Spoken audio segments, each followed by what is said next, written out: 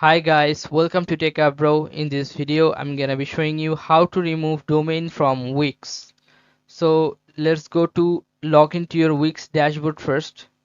After login to your WIX dashboard, you have to click on top right corner your profile icon. Beside the profile icon, you'll find a drop down menu. Click on this and choose account settings. Click on account settings. Then you'll find here domains. Click on domains. Then you will find a interface like this. Here is the domain, how to 1 minute. So if you want to delete the domain, you have to click on this drop three dot. You can see here, right?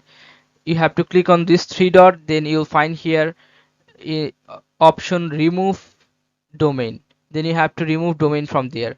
Just click on remove and your domain will be removed.